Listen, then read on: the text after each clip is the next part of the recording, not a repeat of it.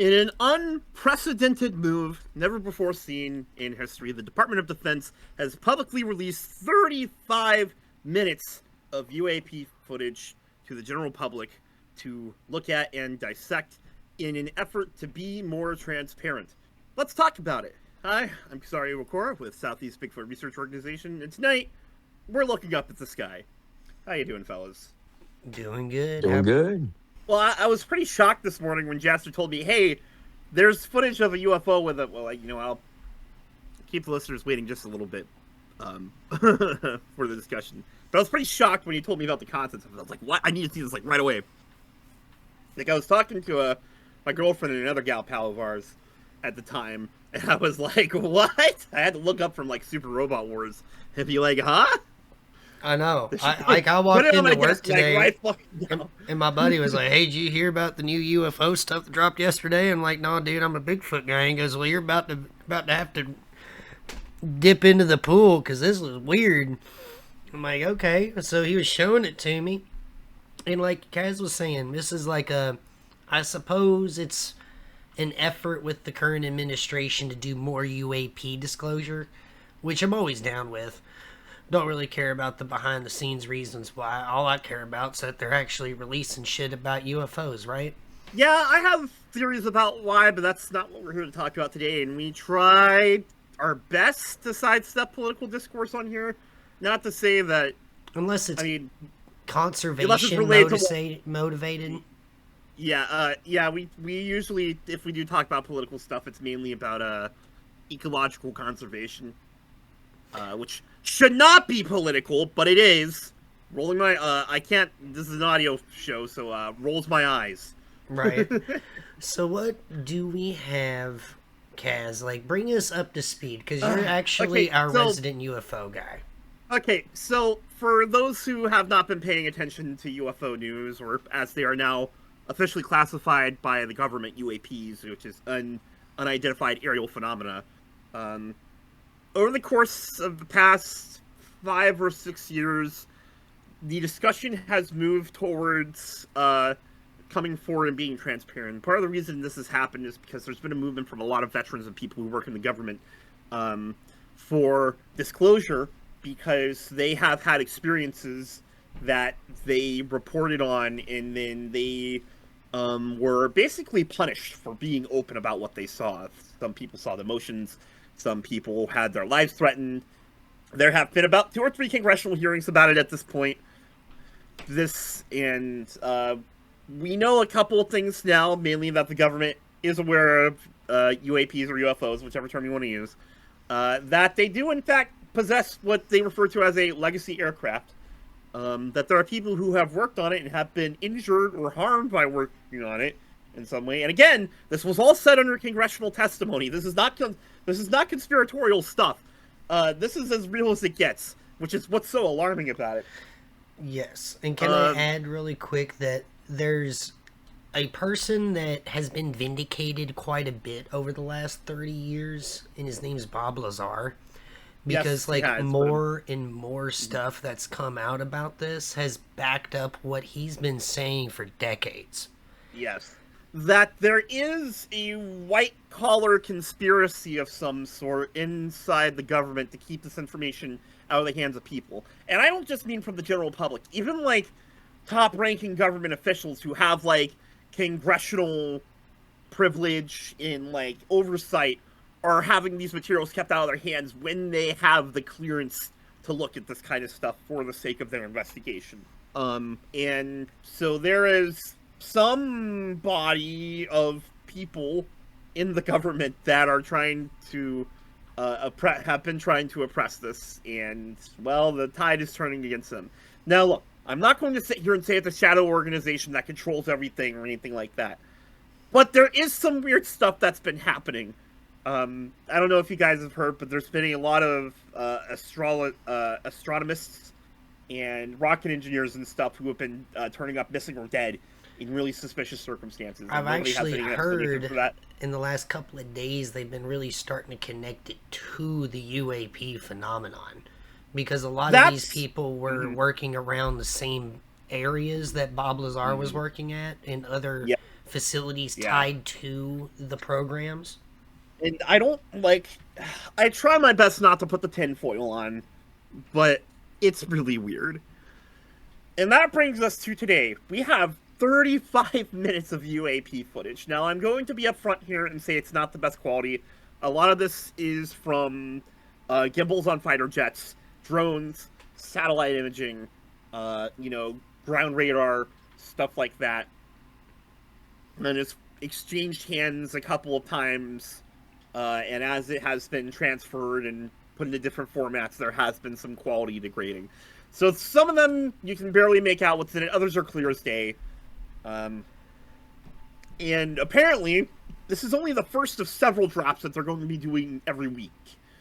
So, now, what is the contents of it? Well, unfortunately, most of it isn't really much to sneeze at. In most of this footage, they are just small white dots zooming through the frame in erratic directions. But there are a couple that have been noteworthy, and those are the ones we're going to talk about tonight. In particular, there was the first one that was really brought up to me and kind of raised the alarm bells for me. One of the UAPs captured in this footage has some kind of appendage coming out of it, and you can see that appendage moving. Now, the clarity of the footage makes it impossible to determine what it's doing, what is at the end of it, if it's mechanical in nature or if it's organic in nature. But it's very clearly moving. It's only about a 10-15 second clip at most. I probably looped it about 20 or 30 times just watching it. It is so bizarre because there's this object, and then you just see this thing coming off of it, and it's moving, it's attached to it, but it's it's moving independently of it. It's so strange, and I can't. Words fail me. See, I just sat there in awe. How do you explain it? Now, that's originally why I even brought it up on the docket to be explained or talked about on the show, because we're a cryptid podcast, right? We are. We're a Bigfoot research organization. We don't really talk about aliens, right? We have our own thoughts on aliens, but we've always talked about why or how to cover the subject if it ever comes up. And really, that was kind of the smoking gun that, when I walked in the door to work today, when my buddy was like, hey, this is really weird, that was what he showed me. And he's saying a lot of people online are starting to talk about this potentially being some sort of biological entity. And are aliens cryptids in a way? That's almost cryptid behavior, so that's why it's on the show now. Now, Myth, are you there? No? Okay, so... Yes, I am. I'm sorry. Oh, it was lagging on me. I'm sorry. So, Myth, real quick, what you're thinking so far? Let's go ahead and get everybody caught up before you dive in. Okay, so me and Jester reviewed some of the footage earlier, and there were a couple instances where we had some very controversial ideals as to what it could be or what we were seeing at the time. But at this current moment in time, what I'm observing from the live stream and just thinking about everything that has already happened and that's being released to us, I'm going to withhold my commentary until further in the video. All right. So we talked about the one on the appendage, right? So let's go ahead and talk about that. I'm going to break this down a little bit more. So the thing that I think's got everybody curious about is what would that purpose even be? What does it look like, right? And that's kind of what gets everybody really freaked out about that one. And I think that's where a lot of people are like, wait, that looks like a jellyfish or something, right? Like a jellyfish kind of UFO. Now, for sci-fi nerds, we know about the jellies in The Expanse, right? That's the super intelligent alien race in that series. And they were basically jellyfish that lived in the ocean and learned how and evolved up into this race that could basically bend physics. Now, that gets the mind working. However, I'm not so sure about that. There's also some other things in sci-fi that people kind of reach out to, and that's biologically grown spaceships that can be seen in a couple of different materials, namely like the Yu Zhang Vong from Star Wars. Now, I think the ship in Independence Day was also biological, if I remember correctly. Yeah. Not the mothership, but like the fighter ship. Mm-hmm. Well, I think that's what's starting to get everybody freaked out, right? It's like, we never really thought about that. Like, wait a second. Like, UFOs are supposed to be metal. Like, what if they're living? Well, I mean, the thing about UFOs and UAPs and aliens in general is that, like, when you step outside of, like, actually observing them in the sky and reported encounters and everything else, like, everything we have is preconceived notions from media that we've taken in, all forms of art and stuff like that. Like, there's literally a whole book of tropes related to alien stuff, right? I mean, you and me, Jaster, we love our sci-fi. Right. One of my most favorite, like, I mean, I live and breathe Star Wars and Star Trek. One of my most favorite game series of all time is Mass Effect. That actually has its own jellyfish aliens, the Hanar. Mm-hmm. Those guys are funny. This one is pleased. I do want to think, too, that one of the things that you need to understand when you're looking at the UAP phenomenon is to be well read in these kind of things really helps, because if you do, a lot of these abduction stories kind of start falling apart. Yes, they do. That is one of the things that really started killing belief in extraterrestrials for me. Is I read a great series of articles by an individual named the Iron Skeptic, where they looked at abduction stories and encounters of the third kind reports from across the decades, and they would recount them, and then they would pull out a piece of media from around the same time and compare them, and it was almost always one for one. One thing that's very bizarre about UFO abduction stories is that the themes in them kind of reflect the anxieties of society during the time period they're mentioned, and a lot of the ones from the 50s and 60s that have, like, the Space Brothers or stuff like that, really quick for those who don't walk in UAP circles or anything like Space Brothers is another term for what are called the Nordics, which I'm not super big on that term because it's a little weird. It's a little weird. Why is it racial? Like, this is... Well, there's, like, a couple of other proposed races across, like, the conversation, right? Like, there's the elves. I've heard that thrown out there a couple of times. But, go on. The Space Brothers are these tall... They're the most human-looking. They're tall, they're unimaginably beautiful, according to reports. They all have blonde hair, and they all tend to wear blue jumpsuits, and they talk telepathically. And they're also the nicest ones.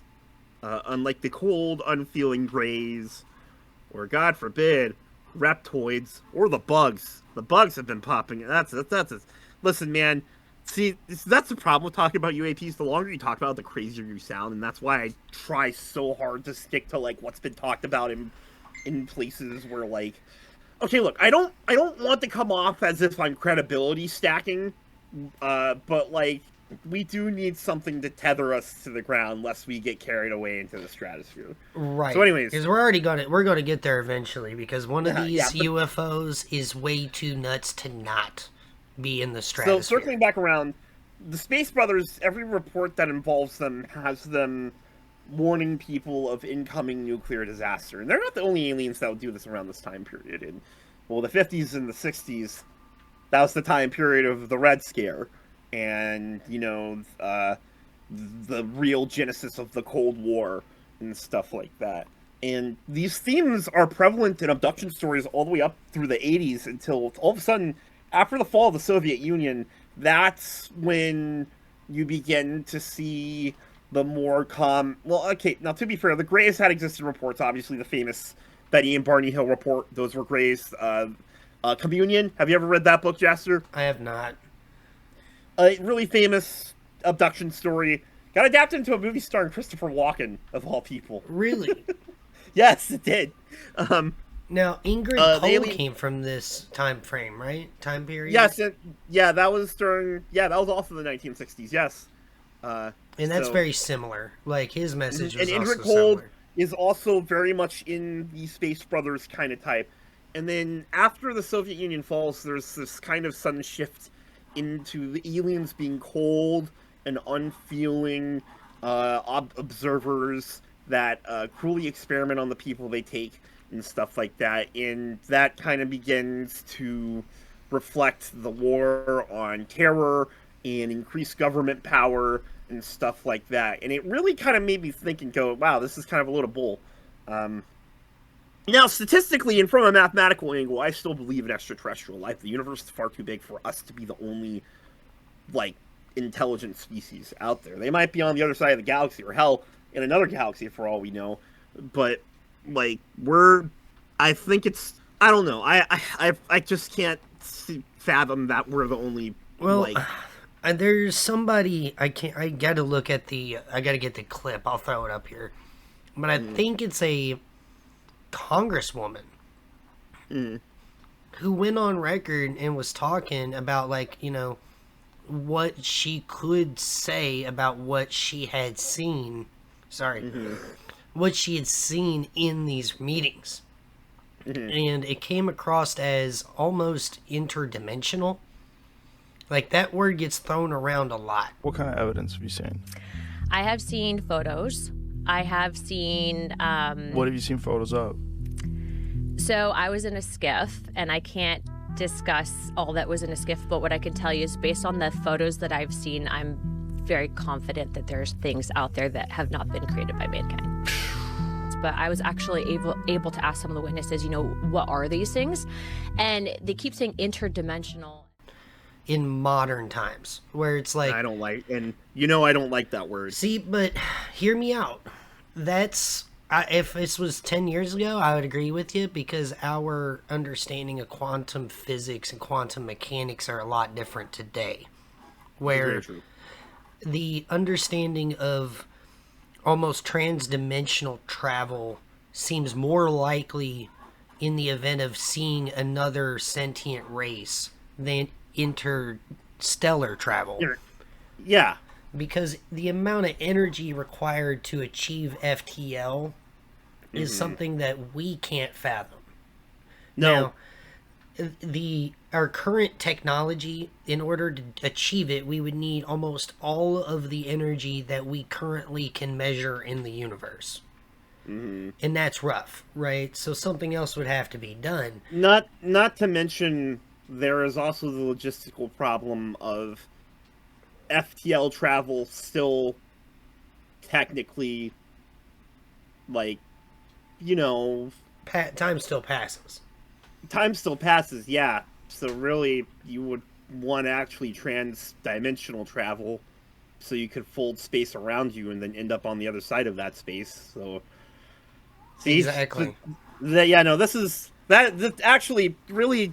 Go read about, like, people, like, analyzing how FTL stuff, like, you want to read, like, some really fascinating theoretical science and, like, read, like, the physics around it and why it's hard for us to do what they do in the, like, all the sci-fi movies. Spend an afternoon doing that stuff. Pretty fascinating. But... It does seem like that's at least lining up. That makes sense. Now, the other thing I'm kind of point out is, like, it does seem like not only do we have a legacy aircraft, okay? Yeah. I've heard it from multiple sources now, including Obama, okay? Yes. Documents related to alien and extraterrestrial life. It follows this stunning admission recently from former President Obama when he was asked about the existence of aliens. They're real, but I haven't seen them, and they're not being kept in... what is it? Area 51. Area 51. There's no underground facility unless there's this enormous conspiracy and they hid it from the President of the United States. Some amount of a biological entity, either past or deceased or alive, either we have custody of or we know of. Okay? Yes. That's important. That was something that was also revealed in that congressional hearing. It was about 2 or 3 years ago at this point. I remember because I got up early that morning to watch that hearing, and I was taking notes the whole time, and that's why I'm able to, I think I've showed you my document with my really scattershot, hasty notes I was writing during that. Yeah, to be fair, how could you not? There was way too much going on. There was so much going on in that hearing. Oh my god, it was like a 3-hour hearing, and I could not keep up with the amount of stuff that was getting dropped. But there's one other thing I think that's worth remarking on, is that a lot of UAP phenomenon seems to be centering around the ocean and navies. Yes. Multiple clips we've got in here have UAPs around naval vessels, almost like they're also observing it. Yeah, and a lot of them are either in coastal regions or just flat out at sea, which has shifted the discussion around UAPs to the discussion of USOs, which I find kind of fascinating because when I first started reading on UFOs, a lot of people kind of scoffed at USOs. USO means unidentified submerged object. Right. But you get, especially in the footage we have here, the question is becoming more and more, what is the connection with them in the ocean? I have heard, I've only heard it from one source, and I don't know if it's credible, that there may or may not be a base, and I'm putting extreme air quotes around all of this, what I'm saying right here, because I've only heard this from one source, and I need to go find it reported from like people who are either speaking at the hearings or anything like that, that there is some kind of massive alien mobile base that sits at the bottom of a trench in the Atlantic, and multiple attempts have made to get near it, and interesting things have happened during them. So, but I will have to go collect notes on that and maybe discuss that in another show, assuming that people respond to this one well enough, because we're not really sure if we're going to do another UFO episode. So I think we've kind of painted the backdrop on kind of the current state of the conversation. Let's get into the weird one. Let's get into the weird one. So I already brought up the one with the appendage, and why I thought, like, of course, Editor Jaster is going to be throwing up these clips as we discuss them. Yes. So I've got a couple. Like, we're going to have the actual compilation going in out of order as well until we're actually talking about a specific one. Now, just so everybody can see it, make sure they all get an understanding of what we're getting released, right? So let's go ahead and talk about the one that looks like a star. Yes, right? the starburst. That's nuts. So I believe the footage is thermal, and that thing is pitch black on there, which means it's hot as hell. So there's two types of thermals. There's white on black and black on white. This is black on white footage, where the darker an area is in the footage, the higher the temperature is in that zone. And the starburst UAP on this footage is pitch black. But what's even wilder is there is a visible trail behind it. My girlfriend called them contrails, like you would see from like behind a plane or something like that. Right. When I was showing them to her, and I was just thinking, like, that's exhaust. Like that can't be anything other than that. See, and like it is leaving a visible heat signature in the air as it's flying around, and it's really strange. The fact that not only you can actually like see that coming off of it, right? See, what gets me is, to me, my first thought about it is, like, if you didn't tell me that the freaking thing's surface area is, like, damn near hotter than the sun, kind of hot. Yeah. And the speeds that it was reaching, it would look like a hypersonic missile, almost, or a cruise missile of some sort, right? Like some sort of high-speed ballistic device. However, I mean, maybe for a couple of seconds, but then you look at its flight patterns. And you see the intricacy of its shape and how it doesn't alter, like how a burning ignition would definitely alter its shape. You know what I mean? Under thermal, because it's a burning flame, right? Yes. This is a static shape doing this. And it is one of the wildest looking shapes I've ever seen. Like, there's almost no way to look at it and not think something religious, right?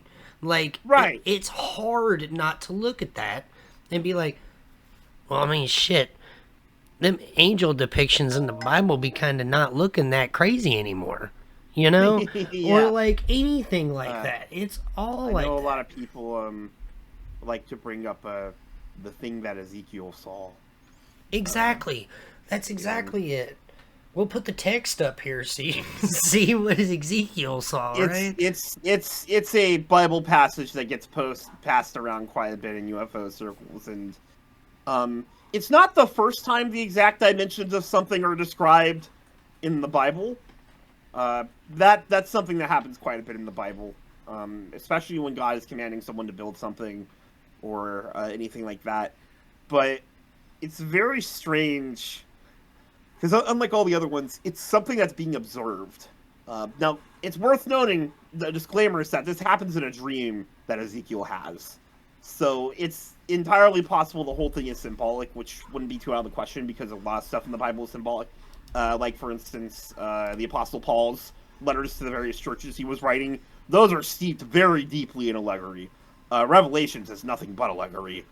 So it's because, for those who don't know, the allegories and Revelations are talking about Christian persecution underneath the Romans.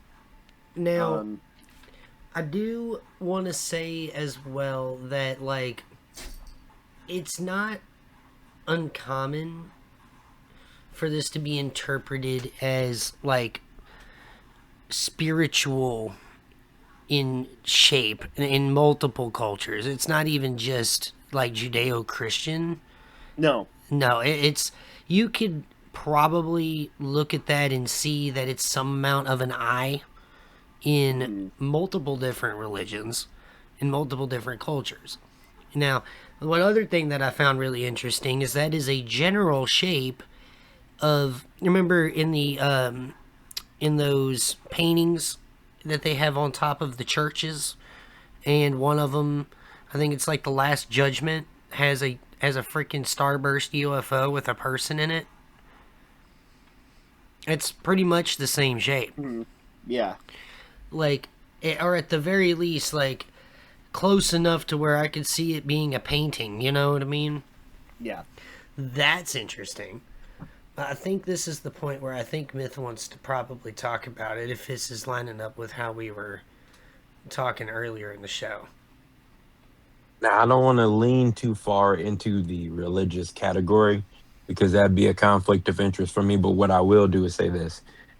If we're going to look at the imagery before us, or the video before us, and see that there is a potential for it to be a biblical referenced angel, one thing that I want you to characterize is, I don't want to believe that it would be as simple as like just having a camera view it and that's an angel.